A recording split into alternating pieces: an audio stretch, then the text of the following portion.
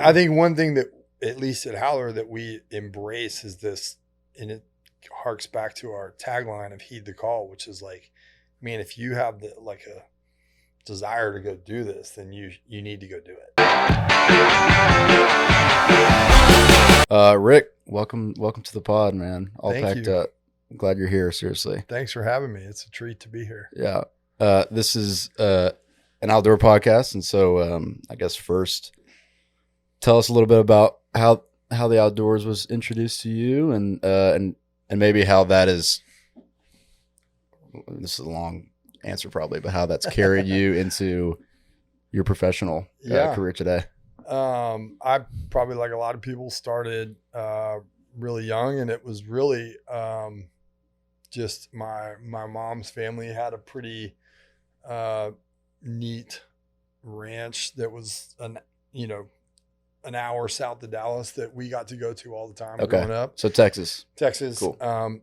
And it was, one of those places that it was really not this incredible from a hunting or fishing standpoint, but it had some, and it was like a spot where I could go out on my own and cut my teeth and do all that stuff, even as a young kid. And so it was just pretty great. And then it was like a lot of people, just sort of became my obsession. Yeah. And, everything I did in junior high revolved around trying to get outdoors more or make up reasons that tie every school project into the outdoors somehow. For sure. And then just kept going and getting to do more stuff with friends as you get older, and even in through college, where you start to meet all these people from different places, and so you get invited to go other parts of the state, do other things, do it different ways that maybe you didn't grow up doing. And so for me, it's always just been this fun, not just loving the outdoors, but this accumulation of learning other places and learning other ways of doing how we do this here versus down south or anything like that. So I always love it. And for me, it's not just hunting and fishing either. It's like anything and everything that you can do outdoors. And so I always, just love doing it. And it was a free time hobby kind of thing. And then I had never even honestly really even thought about doing anything in, work life related to it until I had just left a job and was not sure what I was going to do yet. And at this time, I got to think back when this was. This was a long time ago, like 14 years ago or something. And I didn't know what I was going to do. And some friends had decided that they were going to host the fly fishing film tour in Austin. And they had never been there before. And it was still sort of this fledgling event. And if they weren't coming to your town, you could just pay a license fee basically, and then host your own event. And then it's totally up to you to throw the event, and whether or not you made money or whatever. What's up to you? Yeah. And it's not like that now. I think they still have some independent events. The Austin one is no longer independent. They sort of about 3 or 4 years ago took it back in-house. And we didn't know what in the world we were doing, but it was great guys. Ted Mendrick, who's been at Sportsman's Finest for years and done a lot of other things. Tosh Brown, who's a longtime outdoor photographer.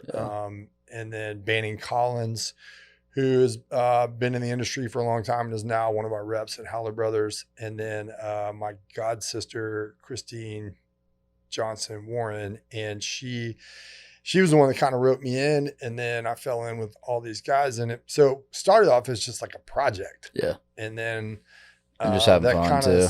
Well, and what happened was we're trying to find people to be sponsors or to donate prizes for auction items, raffle items for the event.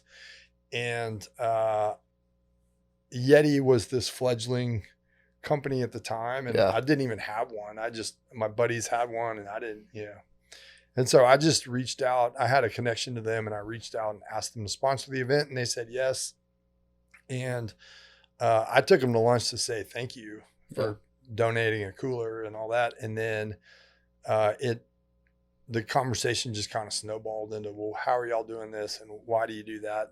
And all those things. And long story short, it just sort of snowballed into me offering to help and them saying, well, hey, we don't know how to solve for these things, or we're not spending any effort right now trying to solve for those things. So Okay, cool.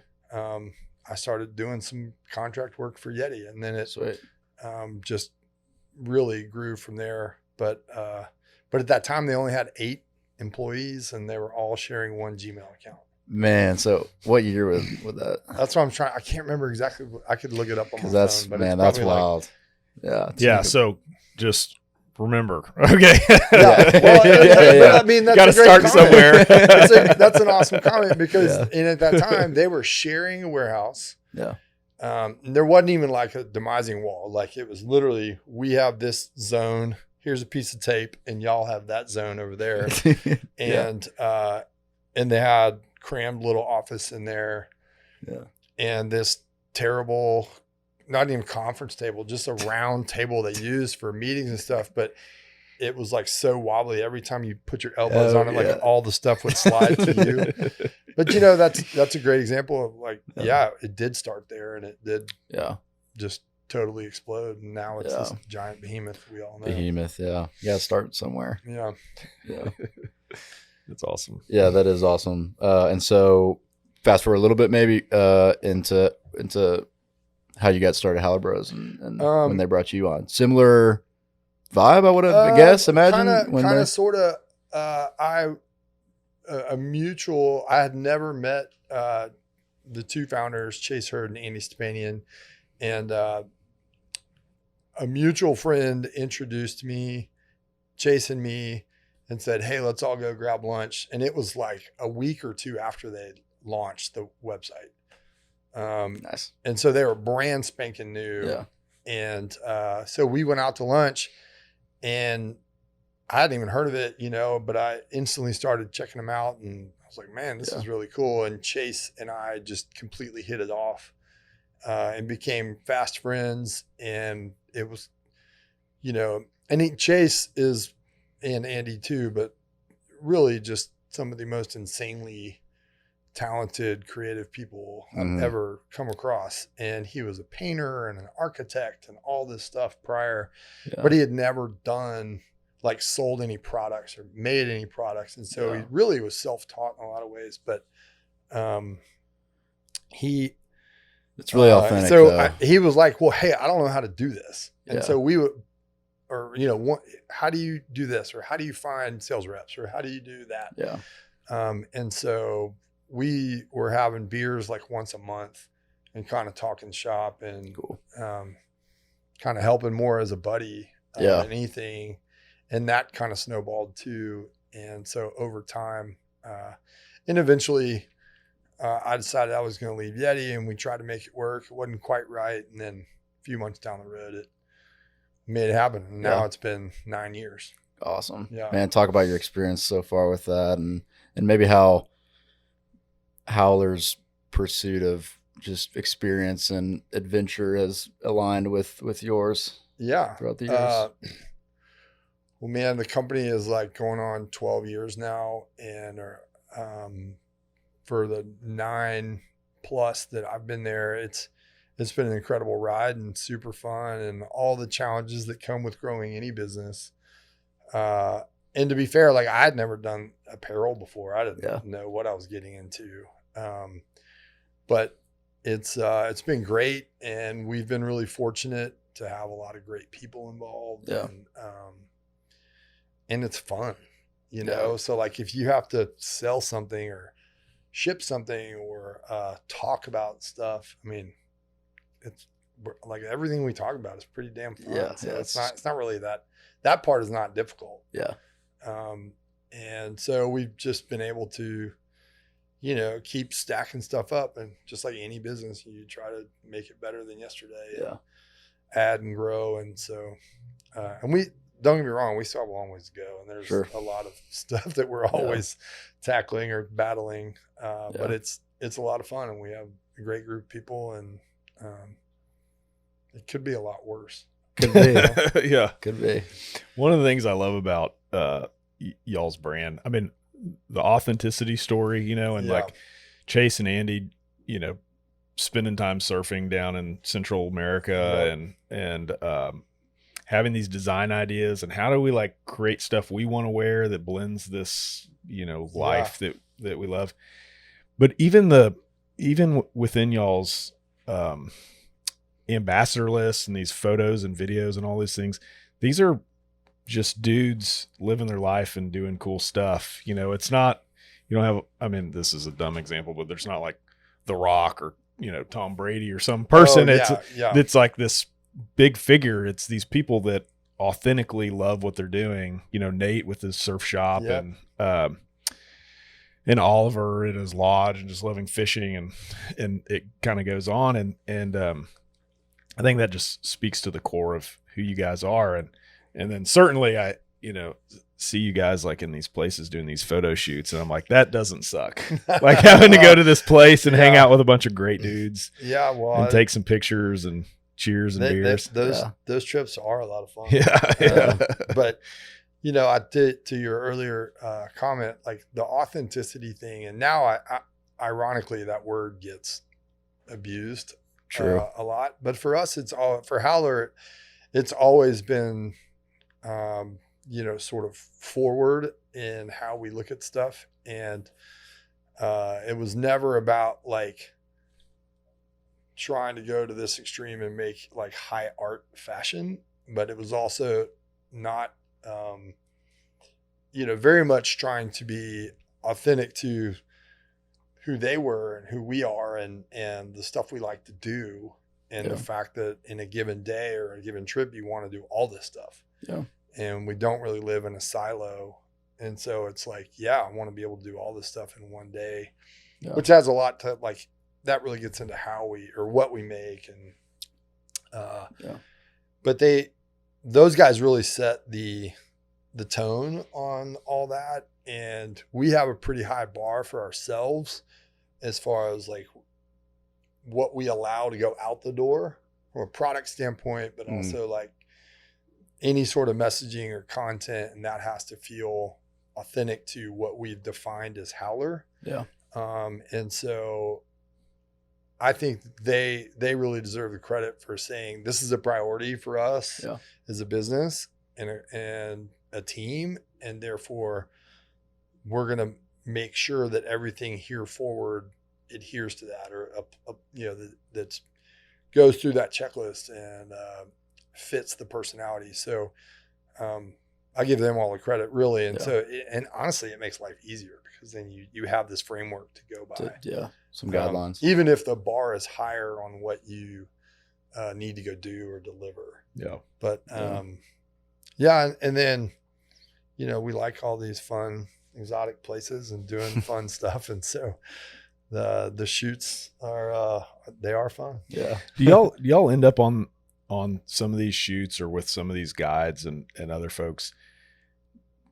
Does inspiration from that come into what y'all are building or what y'all are saying or doing? Absolutely. And honestly, like, it's real easy now, especially, you know, older the company gets and the bigger we get, it's easier for us to sort of separate these things out and say, okay, the marketing team is going to go over here and do the shoot and go take care of that task. But in reality, the more that we get Chase and the greater design team out in the field or doing stuff, the more those ideas come in. Yeah. They see stuff that I might not, or somebody, but and we have I will say one of the other great things that Chase and Andy are both really wonderful about is they have all this creativity and all this talent, but they are very open to other ideas and other things. And so there is kind of this open policy of throwing an idea out there or going to the design team and say, yo, I took a picture of this shirt this guy had on the other day and it was really cool, or whatever it is. Yeah.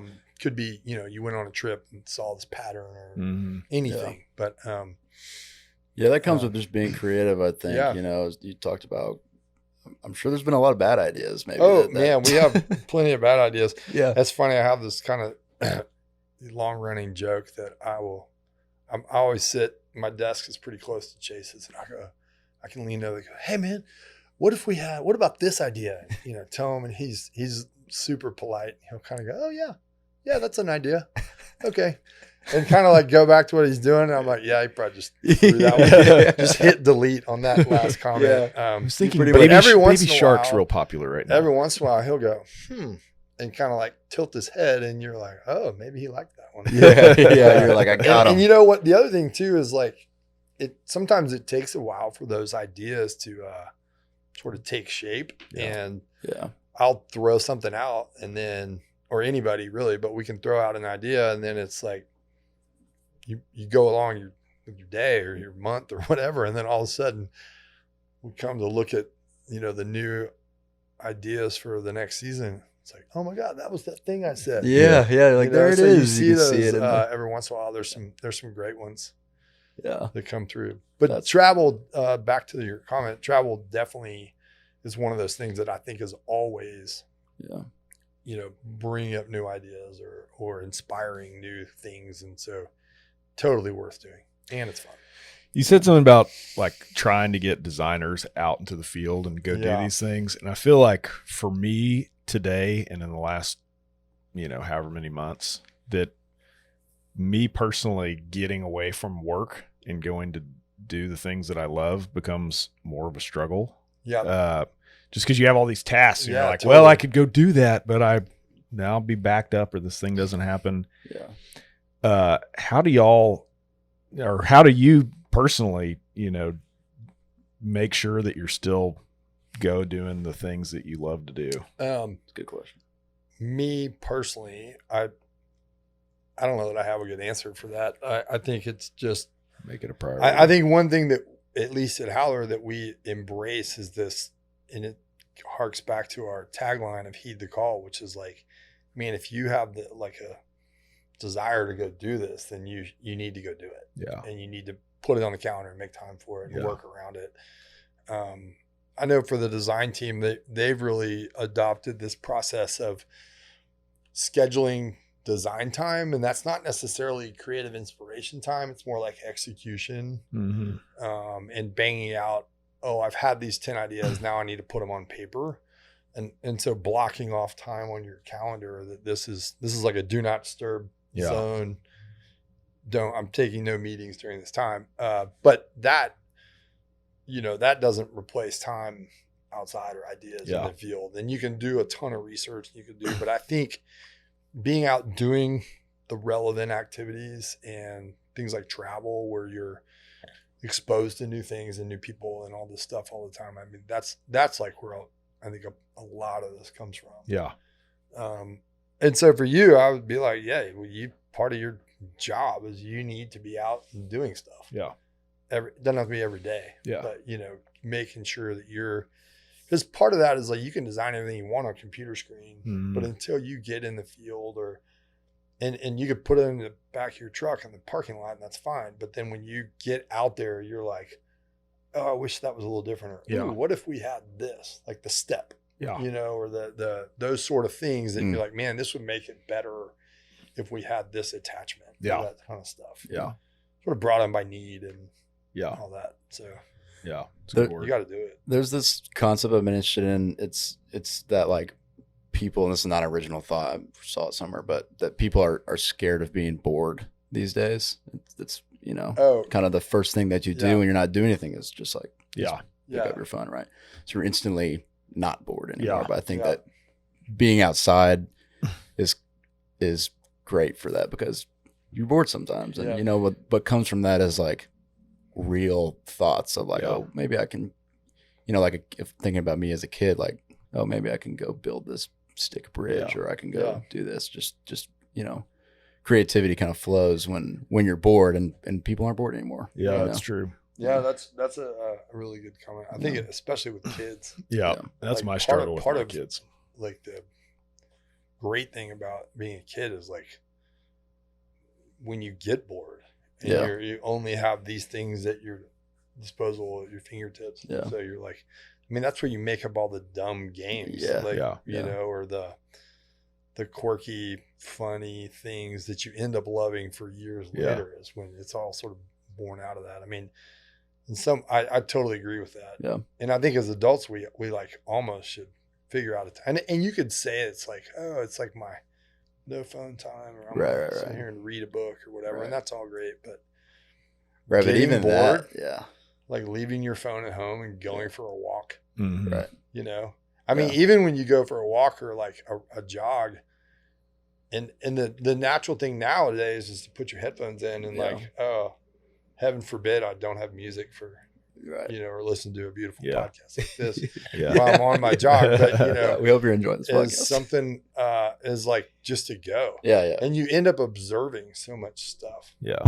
You know, animals or nature or whatever, but also like for me, the thing that, and I'm by no means on the creative side of the house at Howler Brothers, but I feel like ideas pop in my head more of like, oh, what about this? Or what if we involved this guy on that project, or, you know, something like that. Yeah. I think your brain, when it's not distracted, it starts kind of searching through all these other things that are living up there, and it starts connecting pieces. I think that's a lot of times for me when I'm driving, that's where ideas come in. Even if there's some background music, if I'm not listening to something, my brain just starts thinking, because I'm just staring out a windshield and there's really nothing else to do. Yeah. And, but I think, you know, when I took Tessa to go camping in August, that was this moment where we're out in this rainy forest and it's muddy and whatever. And she was having a ball. Yeah. You know, she was like putting sticks across tire tracks to make bridges, and it's that creativity, you know, where the things are inspired. And I think that's a tough thing, is always like, hey, don't just, I'm bored, I'm gonna look at something or figure something out. Allow yourself to be bored, because that's where the greatest ideas come from. I totally agree with that.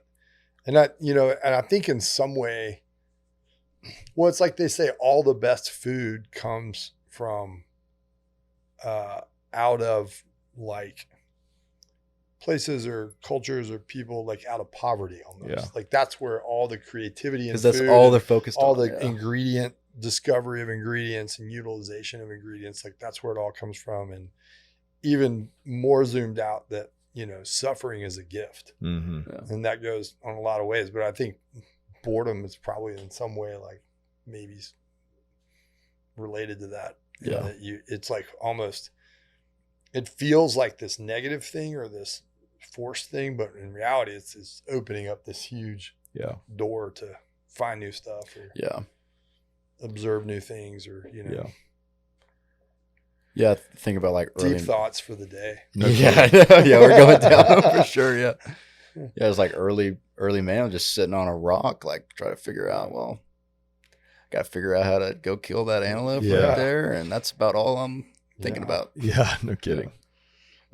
You have kids of your own? I have 3 kids. Sweet. I have 3 teenagers, 17, 15, and 13. Awesome. Yeah. What's your experience? I mean, I'm always, as not a father, God willing, I someday am, but I'm always interested in asking kind of how people get their kids to be outside in a world like this. You know, do any of them share your passions? Yeah, I mean,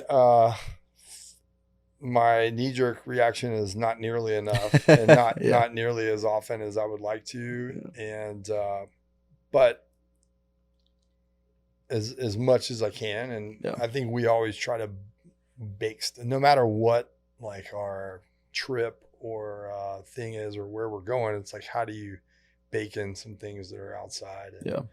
And again, it doesn't have to be like, you know, going on an archery elk hunt. Like it could be, we're going to this place, so let's go on this hike, or let's go do, you know, this thing. And I think one of the things that's pretty remarkable about kids of all ages is they even if you have to drag them there and they really would rather be doing something else, or that when they get there, they always respond and like end up loving it. And I've found, at least even years later, they'll be like, hey, remember when we did this? One great example is, and my favorite thing is, fly fishing. And so I'm always instantly, whenever something comes on the family calendar, I'm like, cool. What body of water is that next to that we can go book a trip with? But Are there any flats near? a few years ago, my mom really had this hankering to do Thanksgiving in Palm Springs. So it's desert. So there is no water other than like golf courses. There is no water to be found anywhere.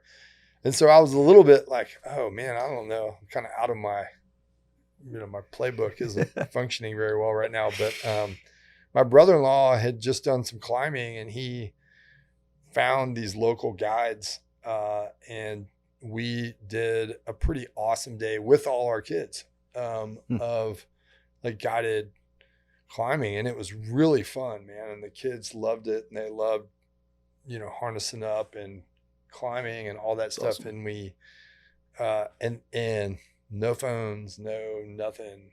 We're out in the middle of the Joshua Tree National Park and climbing, and it was awesome. Yeah, And they still talk about it and laugh about it and all that. Yeah, they're probably pretty hesitant when you told them we were gonna go climb that. Well, no, I think they were fine, and then we got there and they're like, "Oh, wait, we're gonna climb that," and we did this crazy cave section, and the guides were like, "Well, we got time. Let's go do this. It'll be awesome." And so I'm thinking it's like a cave where you walk into this cave and go shine your flashlight and see whatever, and it was not even really a cave. It was like where all these boulders had fallen, and there's like a little tunnel passageway through there, and you have to like go under and then roll over and then sit up 90 degrees. Oh, you're like spelunking, crawling through it. Crawling. Yeah. And let's just say that those guides are way skinnier than I was. and then we had these kids, and there was a couple spots where I was like, man, I don't think I can get through there. But doing that. we made it. So, but the kids still make fun of me too for like doing that. Yeah. That's Anyway, awesome. it's great though. All those things are great. Yeah, good memories. We always talk about that too. Yeah. I love that idea of just, it's something that all kids, I think, do. I don't want to do that. I don't want to do that. And and as a parent, it gets overwhelming to like constantly try to like break them over the hill and get them to the other side. And you're like, come on, how many times do we do this? And how many times do you say you don't like going to do the things that we do? And then you're happy when we do it. Totally. Remember all those. Remember this event. Remember this event. Yeah. I think that's absolutely right. And my son, who's 15, and he loves doing all this stuff, but even on a smaller, more like daily scale, I would always go, hey buddy, let's go try this place, this taco truck on the other side of town, or this obscure hole in the wall restaurant. He's like, no, why, Dad, this is so annoying. Why are we doing this? And then I would take him to these places, and he's like, that's the best taco I've ever had in my whole life. Right now I'm obsessed with this place. And so every time I bring it up, he's like, I'm in. Yeah. Like whatever it is, the farther, the weirder, like let's go. Cause he just knows like it'll be fun. That's awesome. Yeah. That is cool. Just gotta get him over the hump though. I know. Yeah. One of my old hunting lease members would do the same thing. He would go find the like most obscure Mexican food restaurant that he could find. Like the more run down it looked, the more he was excited about it. Absolutely. I love that. And we would meet up to catch up about whatever's happening for the season at the most obscure places. You're like, all right, this is gonna be good, David. Love Thanks. Love that. Inevitably it was. Yeah, Noah had this this one time we were in Colorado, and I found this hiking trail that went pretty vertical up the side of a mountain, so much so that they had ropes tied onto trees that you could hang on to so that you didn't slip or fall. And so I hike up to this thing, and I'm like, oh, this is rad. I'm going to go get the kids.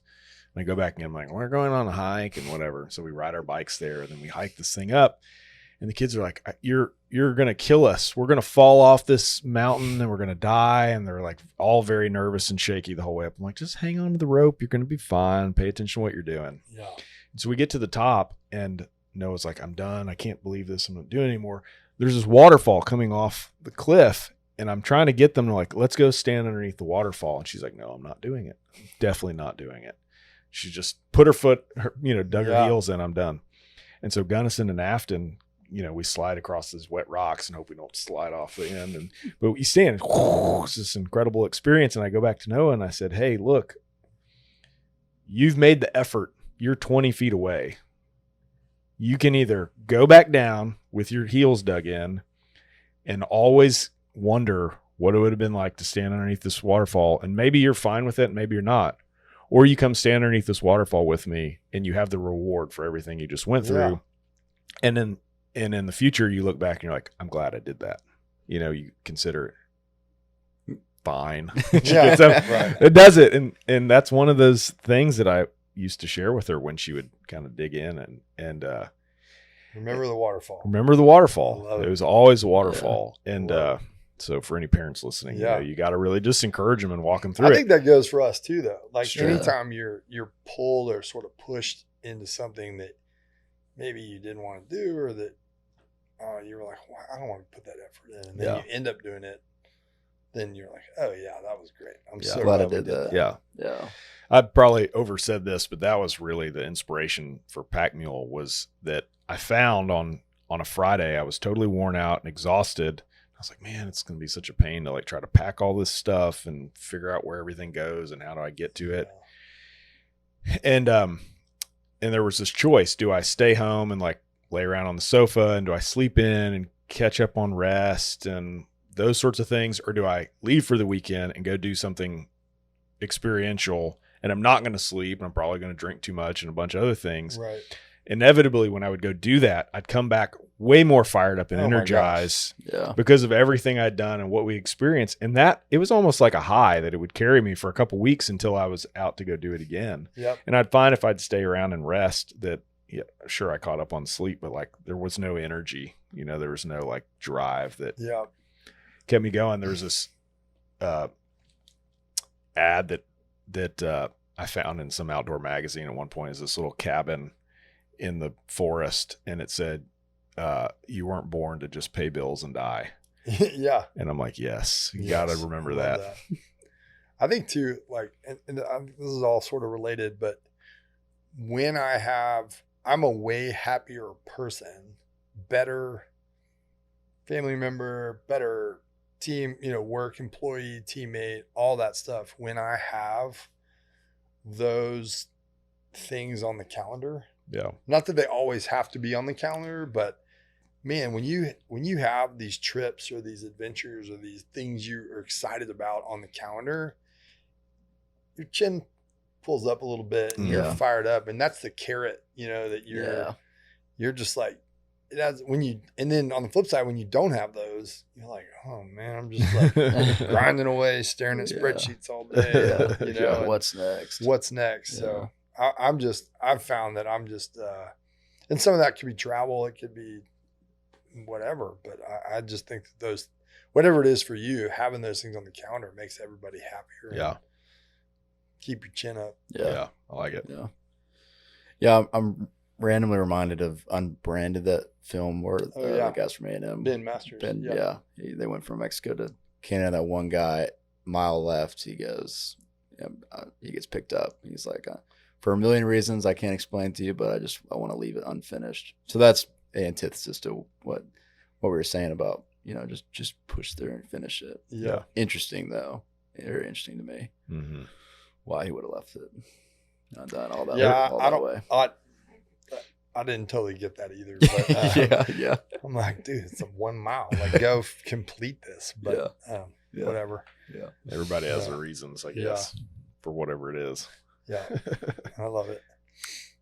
Going back to Howler Bros, is there like an early trip or memory that kind of sticks with you that's like, man, that I'll forever remember this experience? Or Yeah, there's a lot.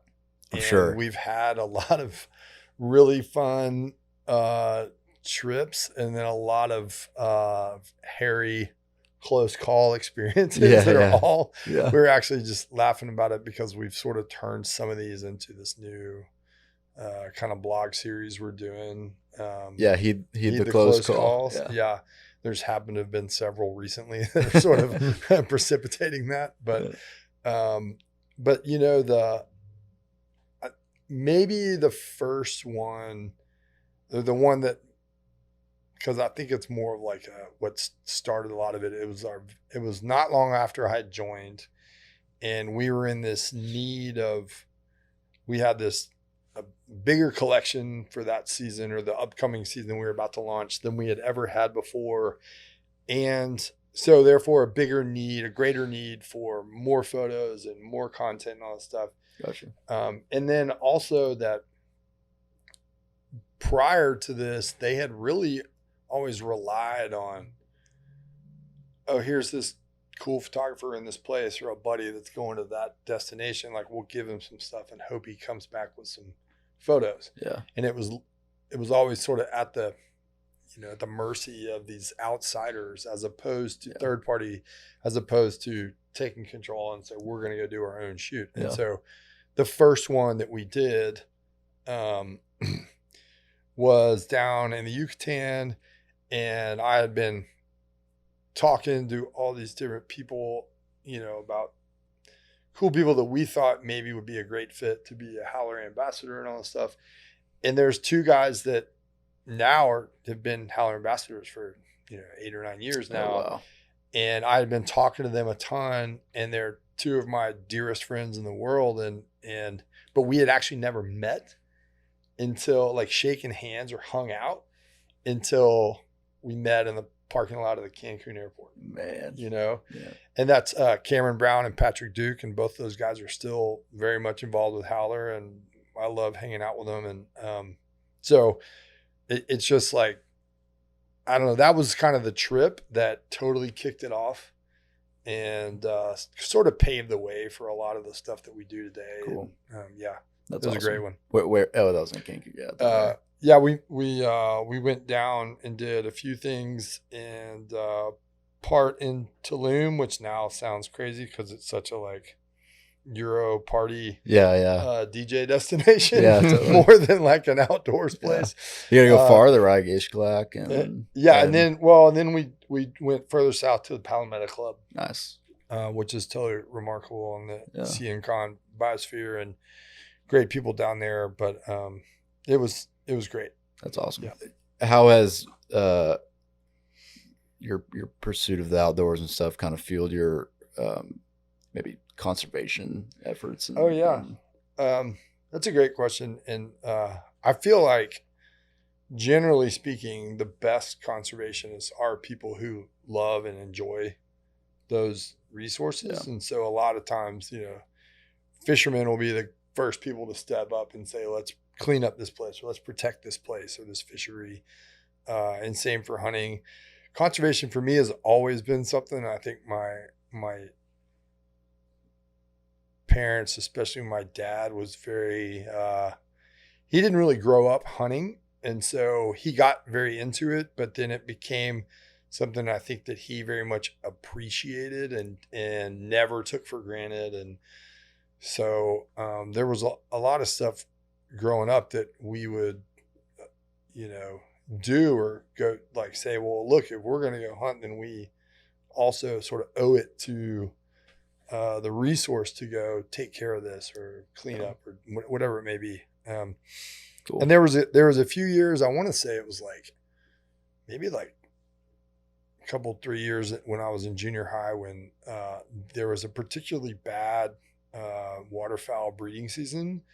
And so the biologists are really worried that, this year's crop of ducks particularly was going to be very low, and they're worried about the survival of the species and all this stuff. And so we just sort of said, okay, well, cool. We'll just go not hunt this year.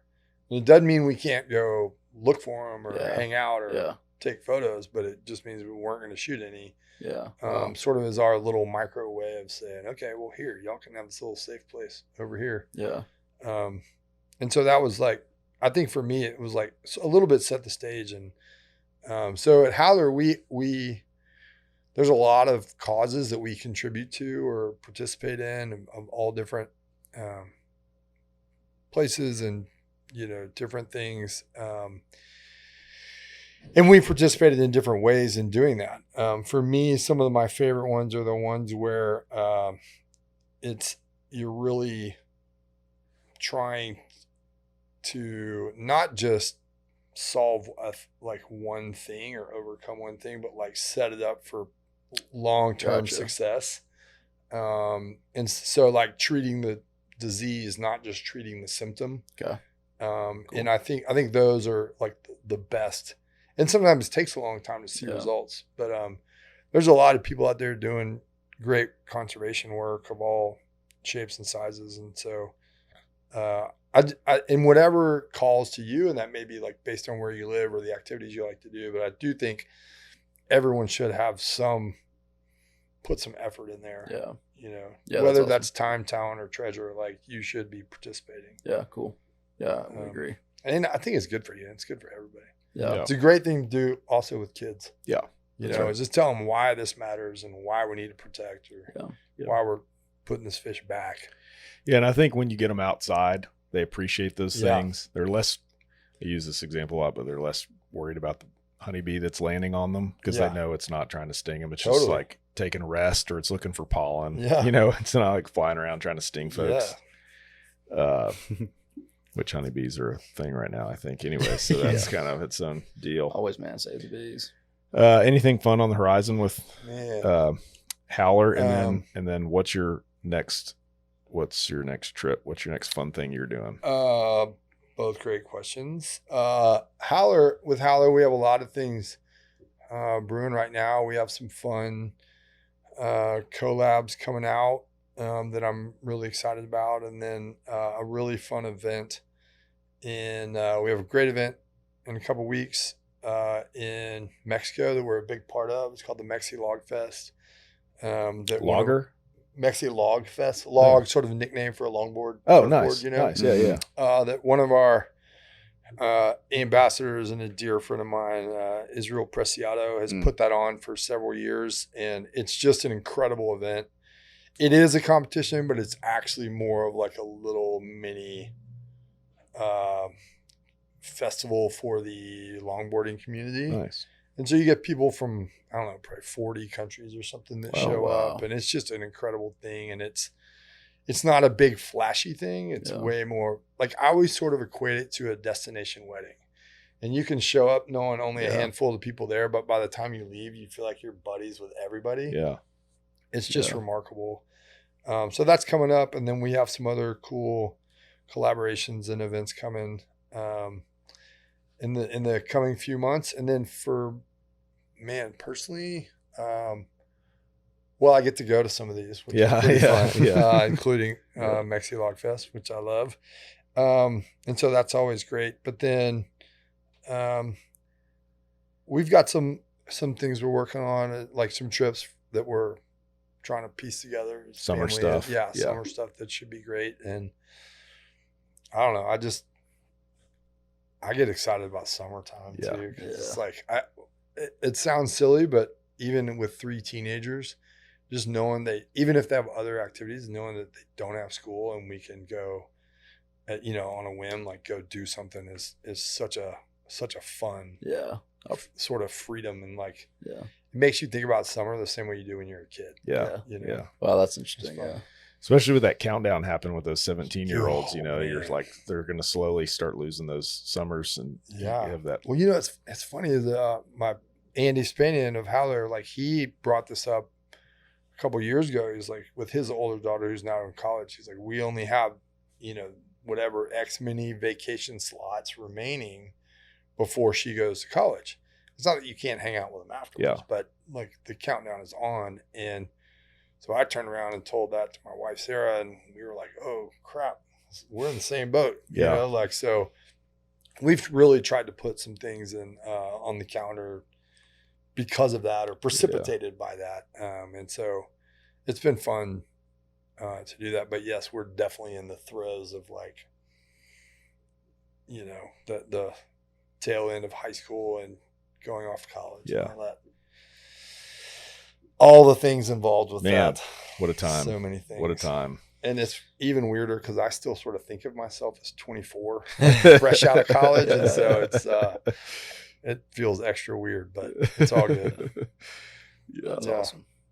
Well, thanks again so much for coming down here. Thanks for having me. This is a treat. We're big fans of you guys, and hope to do it again soon. Let's do it. Let's do it. Thanks, Rick. Thank y'all.